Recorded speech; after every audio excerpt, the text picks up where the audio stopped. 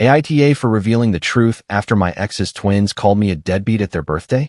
I'm Franklin, 49, and I used to think the cruelest thing my ex-wife ever did was leave. I was wrong. The worst part came years later, when the twins I once held in a hospital nursery walked back into my life as strangers, carrying their mother's version of me like it was a weapon. I still kept old birthday candles in a kitchen drawer out of habit, even though I stopped being invited to birthdays a long time ago. For 18 years, I was the man who abandoned them. That was the story Marissa told everyone. Her mother believed it. Her cousins repeated it. Old family friends looked at me like I had left two babies on a porch and walked away whistling. I was called selfish, cold, cowardly, and, eventually, a deadbeat so many times the word stopped surprising me. What people did not know was that I had a folder. Not a dramatic folder. Not some revenge binder I kept under lock and key while planning a big public takedown. It was just an old manila folder with bent corners, moved from drawer to drawer, apartment to house, through one bad year after another. Inside were emails, payment records, lawyer letters, hospital paperwork, old screenshots, and one sentence from Marissa that I read so many times I could see it even when the folder was closed. You don't have to be their father to support them. That sentence was 18 years old. The birthday dinner was at Diane's house, Marissa's mother's place, the same kind of family gathering I used to attend before I became the villain in every room. Nothing about it looked fancy. Disposable plates stacked near the stove. A store-bought sheet cake on the dining table with blue and yellow icing. Two sets of number candles, one for Noah and one for Natalie, even though they were both turning 18 on the same day. Folding chairs had been dragged in from the garage. Someone's purse was hanging on the back of a kitchen chair. A baby from one of the cousins was crying in the living room. It looked casual. That was how I knew it had been staged. Nobody looked surprised to see me. Nobody said, "Franklin, you came." They watched me like I had walked into court after skipping the last 18 hearings. Marissa stood near the cake in a soft gray sweater, arms wrapped around herself like she was cold. She always knew how to look wounded before anyone touched her. Diane hovered beside her, lips pressed together, doing that disappointed grandmother face she had perfected long before the twins were born. Noah looked like he had been waiting all day to hate me in person. He was tall, tense, with his jaw clenched so tight I could see it jumping. Natalie stood a few feet behind him, quieter, arms crossed, eyes moving between her mother and me. That was the first thing that felt off. Noah looked at me like he already knew the verdict. Natalie looked like she was still reading the evidence. I had told myself on the drive over that I would stay calm. I had told myself that they were 18, not children anymore, but still young enough to be hurt by anything I said wrong. I had told myself that I was going there to answer questions, not win a fight. Then Noah shoved that card against my chest. It was one of those cheap birthday cards from a drugstore rack, the kind with glitter that comes off on your hands. He had crossed out the printed message inside and written, in thick black marker, "Thanks for nothing." A couple of relatives went quiet. Someone muttered, "Noah," but nobody stopped him. "You don't get to show up after 18 years and act wounded," Noah said. I looked down at the card, then back at him. "I'm not here to act anything." Marissa let out a small, broken sound. It wasn't crying yet, but the start of it, the kind she used to release into a room like smoke. Diane put a hand on her shoulder. "Franklin, maybe tonight can be about peace." "Peace?" I asked. "For the kids," Diane said. "They're not kids tonight," Natalie said quietly. Everyone looked at her. Marissa blinked fast. "Nat, please." Natalie did not look at her. She looked at me. "I want to hear him say it," she said. "Not you, Mom." "Him." Noah turned on her. "Say what? That he left? We already know that." Natalie's voice stayed low, but it shook. "Do we?" That was the moment I understood this was not just an ambush. It was a fracture. One twin had come to punish me.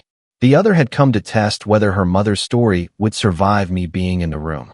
To explain how we got there, I have to go back to before they were born, back when Marissa and I still shared a home, and I still thought confusion was just a rough patch. We had not been married long enough to have the kind of history people use as glue. At first, Marissa was bright, funny, and impossible to ignore. She had a way of making ordinary days feel like they belonged in a photograph. Pancakes at midnight. Music too loud while cleaning the kitchen. Notes stuck to the fridge with stupid jokes on them. Then, during the last year of our marriage, She became a different person in small, explainable ways. At least, that was how I explained them at first. Her phone started going face down on every surface. She changed her passcode and said it was because she was trying to be more careful with privacy. She canceled our anniversary weekend 2 days before we were supposed to leave because she said she needed space and I was turning everything into pressure. There was a 3-week stretch where she stayed with a friend, then came home acting like I was unreasonable for asking where things stood between us. One night, I remember standing in the kitchen while she leaned against the counter, texting someone with her thumb angled away from me. "Are we okay?" I asked. She did not look up. "I don't know, Franklin. Are we?" "I'm asking because you barely talk to me. You monitor me when I do talk." I asked where you were last night. She finally looked up. "Exactly. I remember that conversation because I spent weeks afterward wondering whether I really had become the controlling husband she described." Marissa was good at making a question sound like an accusation and an accusation sound like self-defense.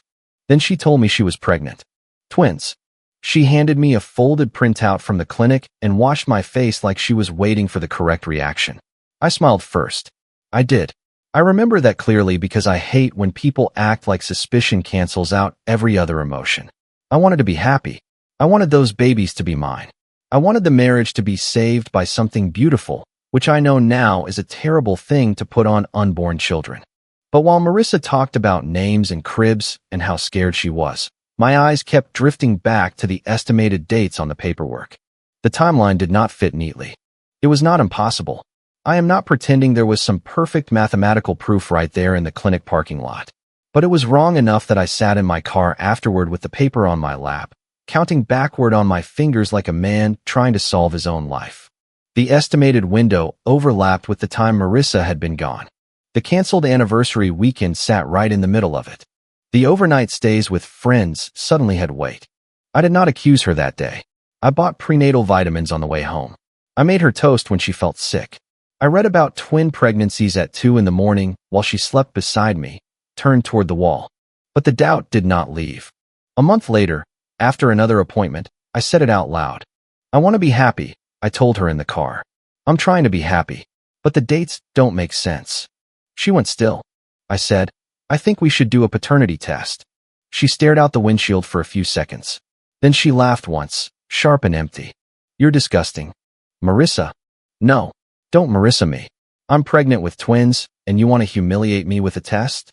"I'm asking because we were separated." "We were not separated. I needed space from you because you were suffocating me. You were gone. I was surviving."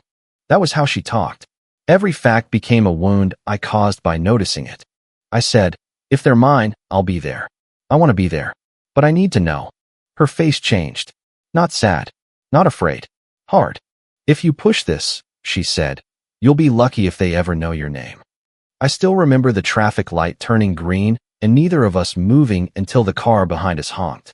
After that, everything became threats wrapped in softer words. She moved out before the twins were born. She told Diane I had accused her of sleeping around while pregnant. She told relatives I was trying to avoid responsibility.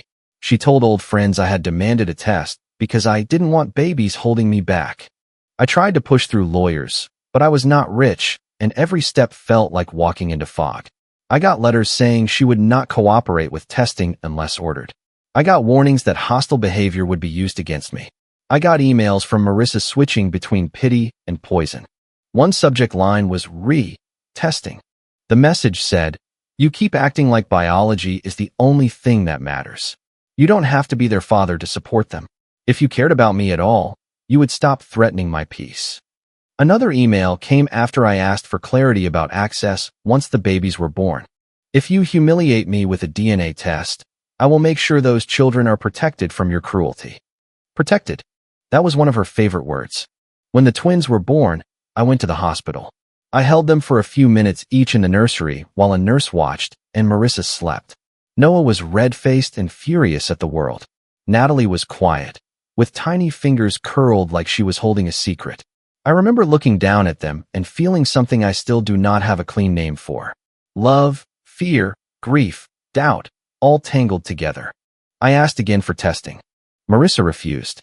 Diane cornered me near the vending machines that day. She was younger then, but she already carried herself like the family judge. Real fathers don't ask for proof, she said. I was exhausted. My shirt smelled like hospital sanitizer. My hands were still shaking from holding those babies. Real mothers don't use babies as shields, I said. That line followed me for years. In Diane's version, it became proof that I never loved them. Marissa filed for divorce. Access became a battlefield. She would agree to a visit, then cancel because the twins were sick. She would send a photo and then block my number. She would tell relatives I had not asked about the babies, then ignore my emails asking about doctor appointments. When lawyers got involved, she became careful. When family got involved, she became tragic. I sent money through documented channels, even when advised not to do anything informal. I kept receipts. I kept copies of checks. I kept letters. Part of me thought it would matter someday. Part of me thought if I could prove I had not simply vanished, someone would stop calling me a monster. Nobody did. Years passed in a strange kind of absence. I knew the twins had first steps because a cousin accidentally mentioned it in a group chat before deleting the message. I knew Noah played soccer for a while because someone posted a blurry photo online and Marissa commented, "No thanks to the man who should have been there." I knew Natalie liked drawing because Diane once mailed me an envelope of old paperwork by mistake, and there was a crayon picture tucked inside, probably used as scratch paper. There were birthdays I learned about after the fact. School pictures I was never offered. Christmas mornings where I sat with coffee and opened no messages because everyone had agreed I did not deserve them. The worst part was not being hated by adults. Adults choose what lies to repeat. The worst part was imagining 2 children growing up with my name attached to pain. When they were 7, I received a screenshot from Aaron, my younger brother. He was the only person who never doubted me, mostly because he had seen the emails before Marissa's version hardened into family history. The screenshot was from a family group chat I had been removed from years earlier. Marissa had written, "Noah asked why some dads leave. I told him some men can't handle responsibility, but that doesn't mean he isn't loved." Under it, Diane wrote, "You have been both mother and father. They will understand one day." Aaron called me that night. "You have to stop letting her do this," he said. "And do what? Send DNA paperwork to 7-year-olds?" "No, but save everything." I am. Not just save it. Be ready to use it. I was not ready. Not then. I told myself silence was mercy. I told myself that dragging children into paternity doubts would damage them more than it would clear me. I told myself that one day, when they were older, I could explain. What I did not understand was that Marissa was explaining every day. She explained me into a deadbeat. She explained herself into a hero. She explained doubt into abandonment. She explained documents into cruelty. By the time the twins were old enough to ask hard questions, their answers had been rehearsed for them. Noah contacted me first, 3 weeks before their 18th birthday. I was in my kitchen, rinsing a plate, when my phone buzzed with a message from an unknown number. "You owe our mother 18 years of apologies." I stood there with the water running over my hand until it turned hot. A second message came. "This is Noah. Don't pretend you don't know who I am." I turned off the faucet and sat down at the table. For a full minute, I could not type. There are things you imagine for years, and when they finally happen, your body treats them like an accident. I wrote, "I know who you are. I'm glad you reached out. I'm willing to talk whenever you are ready." He replied immediately, "Don't act decent now." Then, after a pause, "Natalie wants you at our birthday dinner. I think it's a joke, but she says you should answer for yourself." Before I could respond, another unknown number texted, "This is Natalie. Come if you're not afraid to answer in front of everyone." Her message was not warm. It was not forgiving, but it had a different shape than Noah's. Less rage, more precision. I wrote back, "I'll come. I would prefer to talk privately first." Noah replied from his number, "No, you had 18 years of private." I almost said no. My thumb hovered over the keyboard. Public confrontations are rarely about truth. They are about pressure. I knew Marissa well enough to know that if she was allowing this dinner, she thought she controlled the room. I called Aaron. He answered with, "Finally," like he had been waiting 18 years too. "They invited me to the birthday dinner," I said. "Who did?" "The twins." He was quiet for a second. "And Marissa?" "I'm sure she knows." "Then bring the folder. I don't want to walk in like I'm prosecuting their mother on their birthday." Aaron exhaled hard. "Franklin, you don't have to swing first." but stop walking into rooms unarmed. I'm not trying to hurt them. She already did. That sentence made me angry because it was true and because I still did not want it to be. The night before the dinner, I sat at my kitchen table and organized the folder by date. Timeline. Emails. Legal. Payments. Hospital. Screenshots. I printed clean copies, not because I wanted drama, but because phones get grabbed, messages get deleted, and Marissa had spent years surviving by making people doubt what they saw. I included the hospital paperwork showing the estimated conception window. I included email threads with subject lines like testing, and please stop threatening access. I included payment records showing money sent through documented channels. I included lawyer correspondence explaining that Marissa refused voluntary paternity testing. I included screenshots from group chats where she called me a deadbeat while telling people I had never sent anything. At the last minute, I added one photo. It was from an old holiday gathering, taken before the pregnancy. Marissa sat at Diane's dining table, laughing at something off camera. Behind her, leaning against the counter with a beer in his hand, was Grant. Grant Keller had been a family friend back then. Not my best friend, not a brother, not someone I would have trusted with my house keys, but familiar enough. He came to cookouts. He helped Diane move furniture once. He showed up at birthdays and holiday dinners with the confidence of a man who knew he belonged anywhere people fed him. During the final months of my marriage, Grant's name appeared more than it should have. Marissa said he was helping a friend. Marissa said he was just around because Diane needed something repaired. Marissa said I was making everything gross when I asked why he had texted her after midnight. I never had proof back then. I had timing. I had instinct. I had Marissa's panic when I mentioned DNA. Years later, through a mutual acquaintance who did not realize what they were giving me, I learned Marissa and Grant had stayed loosely connected. A message here, a favor there, a birthday comment deleted later. Nothing that proved fatherhood by itself, but enough to make the old timeline feel less like suspicion and more like a locked door with light under it. I put the photo in the folder. Then I barely slept. At Diane's house, the dinner smelled like baked pasta, garlic bread, and old carpet. The kitchen was too warm. People held plastic cups and avoided looking directly at me until they thought I was not watching. Marissa greeted me with a small nod, like we were co-workers at a funeral. "Let's not ruin their night, Franklin," she said softly. I looked past her at the room full of relatives. "Then why did you invite an audience?" Her mouth tightened. Diane heard me and stepped in. "This is family. Not mine, according to most of you." A cousin coughed. Someone busied themselves with napkins. Noah walked in from the living room and stared at me. "You really came. You asked me to." "No. Natalie asked you to. I wanted to see if cowards age badly." Marissa said, "Noah, sweetheart." But she did not tell him to stop. That was important. Dinner was unbearable in the quiet way family dinners can be when everyone is waiting for the first person to bleed. People passed salad. Someone asked Noah about school. Natalie pushed pasta around her plate and barely ate. Marissa dabbed at her eyes, even though nothing had happened yet. Every time I answered a harmless question, Noah scoffed. Diane finally said, "Maybe we should clear the air before cake." There it was. Marissa lowered her eyes. "Mom, not tonight. Not tonight, after inviting me. Not tonight, with every relative watching. Not tonight," while Noah had already loaded the weapon. Noah stood and grabbed the card from the gift table. "You know what?" he said. "I actually got you something." He crossed the room and shoved it into my chest. That brought us back to the beginning. The cheap card. The glitter on my shirt. Marissa crying before I spoke. Natalie asking whether I had really abandoned them or whether their mother needed them to hate me. The room went dead silent after that question. Marissa whispered, "How could you ask me that?" Natalie's eyes filled, but her voice sharpened. "Because every time I ask him a question, you answer." Noah snapped, "Because he lies." "I haven't said anything yet," I said. Noah pointed at me. "You left us with nothing." "I left that marriage," I said. "I did not leave the truth. Your mother buried it." Marissa's head jerked up. "Do not do this to them." "Do what?" I asked. "Rewrite history."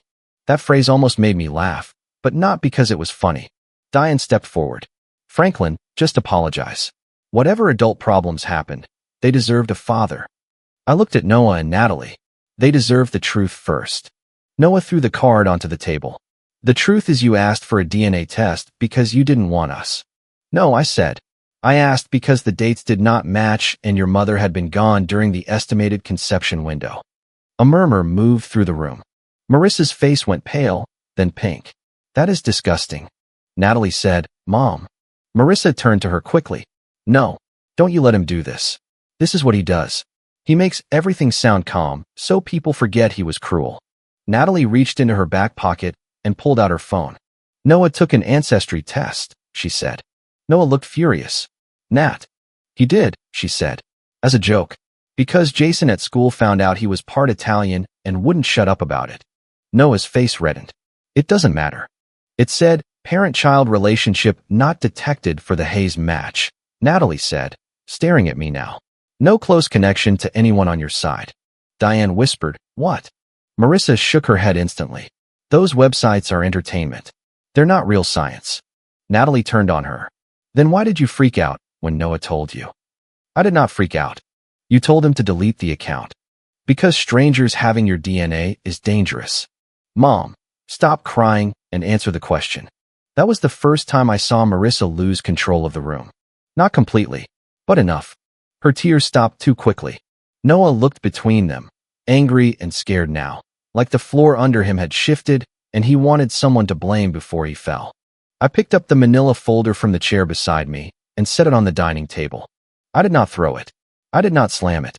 I placed it between the cake and the stack of disposable plates. Marissa stared at it like it was alive. What is that? Diane asked. 18 years of things nobody wanted to read, I said. Marissa stepped forward. No, absolutely not. Not at their birthday. I looked at her. You made their birthday a trial. Noah said, What's in it? I kept my eyes on the twins. I won't punish you for what she did, I said. But I'm done letting her make you hate me for a lie she built. Marissa whispered. You are hurting them. No, I said. The lie hurt them first. Natalie's hand shook as she reached for the folder. Noah grabbed her wrist. Don't, he said. She looked at him. I need to know. You need him to be good now? That's what you need. No, she said, and her voice broke. I need Mom to make sense. He let go. I opened the folder myself because I did not want Natalie to feel like she was crossing some forbidden line alone. The first page was a timeline, simple and dated. Not emotional. Not accusing. Just appointments, separation dates, the canceled anniversary weekend, the estimated conception window. This is hospital paperwork from the pregnancy, I said. This is the date range they gave us. This is when your mother and I were not living together. Marissa said, Lots of couples fight and still. We were not together during most of that window, I said. You know that. Diane looked at Marissa. Marissa? Marissa did not answer her. She looked at Noah. He is trying to confuse you now that you are old enough to ask questions. I slid the next page forward. No, I said. They are old enough to read documents. Natalie leaned over the table. Noah stood behind her, arms crossed so tight his knuckles went white. The next pages were emails. Subject, testing. I had highlighted one line, not because I wanted drama, but because nobody should have to dig for the knife. You don't have to be their father to support them. Natalie read it once, then again. Her mouth opened, but nothing came out. Noah said, That doesn't mean anything. You're right, I said. Not alone. I turned to another email. If you humiliate me with a DNA test, you'll be lucky if they ever know your name. Diane sat down hard in a folding chair. That's private, Marissa said. I looked at her. So was my reputation. She flinched. A cousin near the doorway whispered, Oh my God. Marissa heard it and snapped, Don't. I turned more pages. Lawyer correspondence. Requests for voluntary paternity testing. Notes that Marissa had refused. Messages asking for access. Responses from her side warning against hostile and destabilizing contact. Payment records showing documented support sent even while I was being called absent. Noah pointed at the payment ledger. What is that? Money I sent through channels that could be documented. Marissa said quickly, It was never enough. I'm not claiming it raised them, I said. I'm saying you told them I sent nothing. Noah looked at his mother. She looked back with wounded eyes. I was alone. That is not what he asked, Natalie said. Marissa's face tightened again. I pulled out screenshots from the family group chat. Marissa calling me a deadbeat. Diane praising her for being both parents. Relatives making jokes about men who run away from diapers. My name dragged through birthdays and graduations and ordinary Tuesdays. Diane covered her mouth. I looked at her. You saw some of this before. Her eyes shot to mine. You saw one of my emails years ago, I said. The one asking for paternity clarity and access. You never told them. Diane shook her head slowly. You thought your daughter had to be innocent for your family to stay clean. She started crying then, quietly, not like Marissa. Diane cried like someone realizing denial had cost more than comfort. Noah stepped back from the table. Stop, he said. I immediately stopped turning pages. He looked at me like he hated me and needed me at the same time. Why did you keep all this? Because people kept calling me something I wasn't. Then why didn't you show us? My answer stuck in my throat. Because you were children. Because I was tired. Because I was scared. Because every lawyer letter made me feel like fighting harder would turn your childhood into a courtroom. Because I hoped one day truth would arrive cleaner than this. What I said was, because I thought proving I was right would destroy 2 kids. I didn't understand she was already using the lie to do that. Noah looked away. Natalie wiped her face with the sleeve of her sweater. Who is Grant? The room changed again. Marissa went still. That was all the answer I needed, but Natalie deserved more than a reaction. I took out the old photo and set it on the table. Grant leaned in the background with his beer, smiling at someone outside the frame. Younger. Careless. Present. He was not some random mistake from 18 years ago, I said. He was in this room more than once. Diane stared at the photo. Grant Keller? Noah's head snapped toward his grandmother. You know him? Diane did not answer fast enough. Natalie whispered, Mom. Marissa lifted her chin. This is vile. What part? I asked. The timing? The emails? The test you fought? The man you kept around the family while telling them I abandoned them. Noah slammed his palm on the table, making the plastic cups jump. Is he our father? Marissa flinched like he had thrown something. I don't know, she said. The lie was so small and so late that it landed worse than a confession. Marissa reached for her. I was scared. Natalie stepped back. Noah's voice cracked. You told us he left because he didn't want us. He questioned you before you were even born, Marissa said, pointing at me. What was I supposed to think? I said, you were supposed to tell the truth. The truth? She said louder now. You want to talk about truth? You wanted a test while I was pregnant. You made me feel filthy. You made me feel alone. You were not alone, I said. You had Grant. You had your mother. You had a whole family ready to hate me so they would not have to question you. She started crying again, but this time it looked different. Less controlled. Angrier. I protected them, she said. No, I said. You trained them to hate the wrong person so they wouldn't question you. Noah turned away and put both hands on top of his head. Natalie sat down slowly, still staring at the photo. The cake sat untouched. One candle had fallen over into the frosting. The baby in the living room had stopped crying. Nobody moved to fix anything. A relative near the hallway said, maybe we should all calm down. I almost laughed again. Family always wants calm after truth arrives, never while lies are doing the damage. Marissa looked at me like she wanted me dead and needed me silent. You came here to destroy my children's birthday. No, I said. I came because they invited me to answer. I answered. They will never forgive you for this. I looked at the twins. They do not owe me forgiveness tonight. They owe themselves facts. Noah shouted, facts? You had papers. You had all this. You could have come for us. I took that because some of it was fair. I tried in ways that failed. I said. Then I got scared of making your lives worse.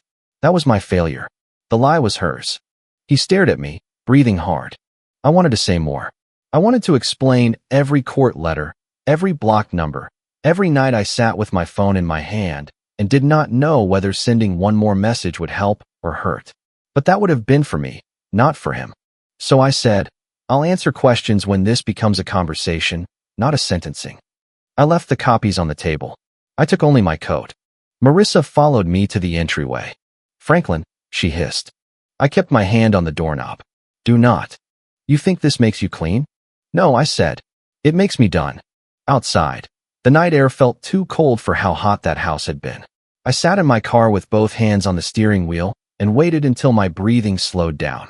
Through the front window, I could see people moving in pieces. Diane sitting. Noah pacing. Natalie standing alone near the table. Marissa turning in circles like a person looking for the place where control had gone. My phone started buzzing before I pulled out of the driveway. Family group chat. I had been added back. That almost made me angrier than anything else. 18 years removed, and now suddenly they wanted me in the room where the cleanup was happening. Messages came fast. Is this real? Franklin, answer. Marissa says you edited things. Why would you bring this up tonight? Did Grant know? Someone typed and deleted. Then typed and deleted again. I pulled over under a streetlight and wrote one message. I won't discuss rumors anymore. The documents are real. The twins deserve the truth. Do not call me a deadbeat again unless you are willing to explain which document you believe is fake. I sent it. Then I muted the chat. The next morning, I called Ms. Raines, the attorney I had consulted years earlier, and again a few times when Marissa's public accusations got too loud. She was in her early 50s, direct in the way good attorneys are direct when they know emotions can bankrupt people faster than legal fees. I sat across from her with the folder on my lap, looking older than I had the day before. She read through enough to sigh without surprise. Do not chase revenge through the twins, she said. I'm not. Good. Build boundaries through paper. She explained what could and could not be done. The law was not a magic eraser. 18 years could not be unwound neatly. Some financial issues were complicated by time, marital history, informal agreements, and the fact that I had chosen to send money through documented channels without always pursuing every legal order to the end. Defamation was possible to discuss, but difficult, especially with family speech and old claims. Harassment, though, could be stopped. Continued public accusations could be addressed. Communication could go through attorneys. Grant could be contacted carefully if the twins pursued confirmation. The law may not undo 18 years, Ms. Raines said, tapping the folder with one finger, but it can stop people from adding a 19th. She drafted a letter. Not explosive, not emotional. It stated that false claims about abandonment, non-support, and refusal to engage would no longer be tolerated. It told Marissa and certain relatives to stop contacting me except through appropriate channels. It warned against further public statements that contradicted documented evidence. It felt less satisfying than yelling. It worked better. For 4 days, I heard nothing directly from the twins. Marissa called me 17 times. I did not answer. Diane left one voicemail, crying so hard I could barely understand her. Franklin, I am so sorry. I don't know what I knew. I don't know what I let myself not know. I saved it, but did not call her back. I was not ready to comfort the woman who had helped make me the family villain because believing her daughter was easier. Aaron came over that Friday with takeout and sat at my kitchen table like he had done years ago when everything first fell apart. You okay? He asked. No. Good. Honest answer. I pushed noodles around in the container. Natalie looked like someone pulled the floor out from under her. Because someone did. It just wasn't you. I still hate that it happened at their birthday. Aaron leaned back. Franklin, their mother chose the venue. You chose the truth. That sounded clean. Real life did not feel clean. Natalie texted at 1:13 in the morning. I don't know what you are to me now, but I'm sorry for what I said. I sat up in bed and stared at the screen until it dimmed. Then another message came. I wanted you to be the liar because that would mean she wasn't. That one hurt worse. I typed and erased 3 different replies before settling on the truth. You were lied to. That doesn't make what you said okay, but I understand where it came from. She replied, Did you ever want us? I put the phone down for a moment. There are questions that deserve better than panic. Finally, I wrote, I wanted the truth before I knew what role I could honestly have. When I held you in the hospital, I cared. That was real. The doubt was real too. Both things can be true, and I'm sorry you were forced to grow up with only her version. She did not respond until morning. Can I ask you things sometime? Yes, I wrote. Honest questions. No screaming. No insults. I will do the same. Okay. That was the beginning. Not a reunion. Not a daughter running into my arms. Just okay. Noah took longer. I expected that. Noah had built more of himself around hating me. That kind of anger does not disappear just because papers say it was pointed in the wrong direction. It has to go somewhere, and for a while, it still came at me. 2 weeks after the dinner, he texted, Why didn't you fight for us? No greeting. No apology. Just the question. I was in the grocery store when it came through, standing in front of a shelf of pasta sauce. For some reason, that made the moment worse. The world kept being ordinary while my life cracked open in old places. I left the cart where it was and walked outside. I wrote, I did. Then I got scared of making your lives worse. That was my failure. The lie was hers. He replied, convenient. No, I wrote. Painful. There were things I should have done differently. I should have found a better way to get the truth to you when you were old enough. I can own that. I will not own abandoning you when your mother blocked, threatened, and lied. He did not reply. Then, 10 minutes later, did you hate us? I leaned against my car and closed my eyes. No. Did you hate her? For a while, yes. Do you now? I thought about Marissa crying on cue. Marissa rewriting emails. Marissa using the twins' pain as a shield. Marissa alone in that dining room after truth finally had weight. I don't know if hate is the right word anymore, I wrote. I don't trust her. I don't want contact with her. I hate what she did. He left me on read. Natalie later told me he was angrier after that because he wanted me to be worse. If I was cruel, then hating me still made sense. If I was calm, flawed, and telling the truth, then he had to grieve something more complicated than a villain. The Grant part unfolded without drama, which somehow made it uglier. The twins contacted him themselves. Natalie sent me screenshots later, not because I asked, but because she said she needed someone else to see how careful he was. First, Grant did not answer Noah's call. Then he texted, I'm not sure what your mother has told you, but this is a private matter from a long time ago. Noah wrote, Are you our father? Grant replied, I would be careful using words like that until everyone has had time to process. Natalie wrote, Better for who? He did not respond for an hour. Then came the message that confirmed more than he meant it to. Your mother and I agreed it was better left alone. Natalie sent me that screenshot with no caption. I stared at it for a long time. Not because it surprised me, because after 18 years, cowardice still managed to sound ordinary. Grant did not make a confession speech. He did not show up begging forgiveness. He did what men like him often do when silence stops protecting them. He tried to manage wording. He tried to avoid responsibility while appearing thoughtful. He suggested everyone take a breath. He said legal paternity and emotional paternity were different things. He said he had respected Marissa's wishes. Noah sent him one message that Natalie showed me later. You respected not paying. Grant stopped replying after that. Family members who had defended Marissa began pulling back in cowardly little ways. They did not make big public apologies. People rarely do when they spent years being loud and wrong. Instead, they deleted old comments. They stopped liking Marissa's posts. One cousin sent me a message that said, I didn't know it was like that, as if knowing had been impossible instead of inconvenient. Diane asked to meet.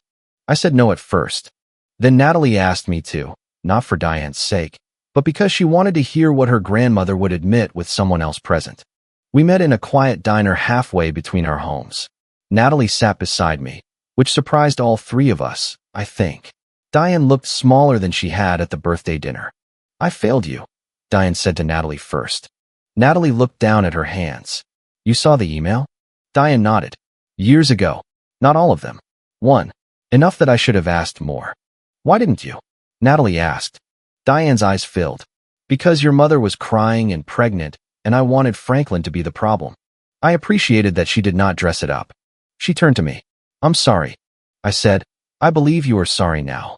Her face crumpled a little because that was not forgiveness, and I had not meant it to be. Natalie reached under the table and wiped her eyes with a napkin. Nobody hugged. Nobody fixed anything. But truth sat there with us, ugly and solid, and for once nobody asked me to move it out of the way for peace. Marissa finally got through to me from a number I did not recognize. I answered because I was waiting on a call from Ms. Raines and did not check closely. You ruined them, Marissa said. No hello. No softness. I walked out onto my back step and closed the door behind me. The evening was quiet. Someone nearby was mowing their lawn. I'm hanging up, I said. You don't get to do that after what you did. What I did was answer the question they asked me. You wanted them to hate me. No, I said. I wanted them to stop hating me for something you did. She made a sound like a laugh and a sob at the same time. You always were good at making yourself the victim. I learned from watching you make a career of it. That was sharper than I intended, but I did not regret it. She said, you destroyed their image of me. No, I returned what you stole from them, the right to decide who you are. Silence. Then, Quieter, she said. They were happy. That was the closest she came to admitting anything. No, I said. They were managed. Her voice hardened. You think they'll choose you? I'm not asking them to. That stopped her. For the first time in all the years I had known her, Marissa had aimed at the wrong target. She wanted me to fight for the title. Father. Victim. Better parent. Winner. But I was too old and too tired to wrestle over a word that had already been used to hurt everyone involved. I don't know what I am in their lives now, I said. But I will never lie to them to make myself look better. She hung up.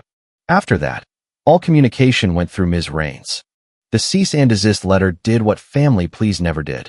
The public post stopped. The group chat went quiet. People who had used my name like a shortcut for failure suddenly discovered nuance. Grant stayed silent, which told me enough about his character. Marissa began telling a smaller version of the story, according to Natalie, one where she had made mistakes and done what she thought was best. Natalie did not accept that version easily. Noah did not accept anything easily. He and I met once, about 6 weeks after the dinner, at a small coffee place. He chose a table near the exit. I let him. He showed up in a hoodie with the sleeves pulled over his hands, looking younger than 18 and older than he should have. For the first 10 minutes, he barely spoke. Then he said, I don't know what to call you. Franklin is fine. That feels weird. I know. Dad feels worse. I'm not asking for that. He stared into his coffee. Do you want me to? I could have lied. I could have grabbed at the word like it was owed to me after everything. But wanting something does not make it fair to ask. I want you to have room to decide what is true without pressure from me, I said. That matters more right now. He nodded once, like he hated that answer but also needed it. Then he said, I called you a deadbeat. You did. I believed it. I know. That doesn't make it okay. No, I said. It doesn't. His eyes got wet, but he looked away before tears fell. I'm angry at you too. You're allowed to be. For not finding a way. I know. For leaving me with her version. I nodded slowly. That is the part one have to live with. He wiped his face with his sleeve and laughed once without humor. This sucks. It does. That was our first honest conversation. Not pretty. Not dramatic. No music swelling. Just two people sitting with burnt coffee and 18 years of damage, trying not to turn pain into another lie. Natalie met with me separately a few times.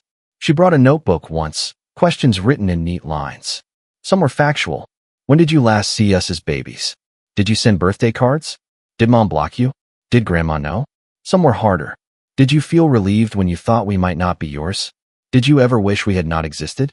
Did you stop loving the idea of us? I answered as honestly as I could without making my guilt sound noble. Yes, there were moments I felt relief at the possibility that biology might free me from Marissa's trap, and then I felt ashamed because babies were not traps. Yes, I sent cards early on through channels that were never acknowledged, and eventually I stopped because I did not know whether they were being thrown away or used as proof that I was trying to confuse them. No, I never wished they did not exist. Yes, sometimes I wished the truth had been simpler. She cried at some answers and got angry at others. She apologized twice, then stopped apologizing because I told her apologies were not rent she had to pay to ask questions. One afternoon, after a long silence, she said, Mom says you're turning us against her. I said, you are allowed to love your mother and still name what she did. Natalie looked at me for a long time. Nobody in my family talks like that. I noticed. She laughed, and it was the first laugh I had ever heard from her that was not bitter. That small sound stayed with me all day. I wish I could say everything settled after that. It did not. The twins did a legal paternity test with Grant months later. I was not involved except that Natalie told me when the results came in. Grant was their biological father. No surprise. Still devastating. Noah broke a framed photo at Marissa's house when he found out. Natalie did not speak to her mother for 3 weeks. Diane tried to become helpful too late and kept overstepping. Grant offered to have a conversation, but resisted anything that looked like accountability. Marissa went from crying to defending to blaming and back again, depending on who was in the room. The consequences were not cinematic. Nobody clapped for me. Nobody announced me vindicated at a family dinner. No judge gave a speech about justice. The money was complicated. The years were gone. The twins were hurt in ways no folder could repair. But Marissa lost the one thing she had protected most, unquestioned control. She could no longer say Franklin abandoned us without someone asking about the emails. Diane could no longer call me cruel without remembering she had seen the warning signs and chosen silence. Grant could no longer float around the edges of the story like an old friend with no obligations. And Noah and Natalie could no longer be used as weapons without knowing whose hand had aimed them. As for me, I stopped keeping the birthday candles in the kitchen drawer. That sounds small because it was small. One Sunday morning, I opened the drawer looking for a bottle opener and saw them there, a messy little bag of blue, yellow, and white candles I had bought years ago for birthdays I never attended. I used to tell myself keeping them was hope. Maybe it was. Maybe it was guilt. Maybe it was punishment dressed up as love. I took them out and set them on the counter. For a second, I thought about throwing them away. Then I put them in a small box with copies of the first honest messages from Natalie and Noah. Not as a shrine. Not as proof that everything was fixed. Just as a place for things that belonged to the truth now, not the lie. A few months after the birthday dinner, Natalie came over for lunch. Noah was supposed to come too, but he canceled an hour before with a text that said, "Not ready today." I replied, "Okay, another time." Natalie read that over my shoulder when she arrived and said, "Thank you for not making him feel bad. He gets to not be ready." "So do you," she said. I did not know what to say to that. We ate sandwiches at my kitchen table. She noticed the small box on the counter and asked what it was. I opened it and showed her the candles. Her face changed, but she did not cry. "You kept those?" "For too long, probably." She picked up one blue candle and turned it between her fingers. "We had store-bought cakes every year." I figured. Mom always said you never even asked what kind we liked. I looked down at the table. "Chocolate for Noah. Vanilla for you. At least when you were little." Her eyes snapped to mine. "How did you know that?" Diane mentioned it once in a message she probably forgot she sent. Noah hated frosting flowers. You liked corner pieces. Natalie pressed her lips together. Then she put the candle back in the box carefully, like it could break. "I don't know what this is," she said. "Neither do I. I don't want another version where I'm told what to feel." "Good," I said. "Don't take one from me either." She nodded. That became the shape of things. Questions. Boundaries. Awkward lunches. Long gaps. Sudden texts. Anger that came in waves. Small pieces of trust that nobody was allowed to rush. I did not become their father overnight. I may never become that in the way the word usually means. Biology had its answer, and it was not me. History had a Messier answer. I had held them. I had doubted. I had tried. I had failed. I had been lied about. I had stayed silent too long. I had finally spoken. All of those things were true. What changed was that I no longer let Marissa choose which truths were allowed to exist. One evening, months after the dinner, Noah sent me a photo of a birthday card aisle at a drugstore. For a second, my stomach dropped. Then another message came. Hard to find one that says, "Sorry, I weaponized stationery." I laughed so suddenly I scared myself. I wrote back, "That section is usually near apology balloons." He replied with one word. "Idiot."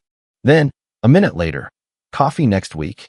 I stared at the message for a long time before answering. Yes. That was enough. Marissa still insists, from what I hear, that I chose the cruelest possible way to tell the truth. Maybe that helps her sleep. Maybe she really believes it. I do not spend much time trying to untangle the difference anymore. The truth came out at a birthday dinner because she built a stage and handed our children the script. I brought documents instead of rage. I left before chaos could turn me into the man she had described. I answered questions that should have been answered 18 years earlier. I will always regret the years the twins spent believing they were unwanted by me. I will always regret that I let fear convince me silence was kindness. But I do not regret opening that folder. Because compassion becomes a leash when the person holding it keeps dragging you back into a lie. I don't know what Noah and Natalie will call me 5 years from now. Maybe Franklin. Maybe something else. Maybe nothing. That is theirs to decide. What I know is this. I will answer honest questions. I will not accept abuse. I will not compete with Grant for a role he avoided or with Marissa for a story she poisoned. I will not lie to make myself look better, and I will not stay quiet so someone else can keep looking innocent. For 18 years, my name was used as the locked door between the twins and the truth. At their birthday dinner, I finally opened it. If you like the stories, don't forget to leave a comment and support the channel by subscribing. See you in the upcoming stories.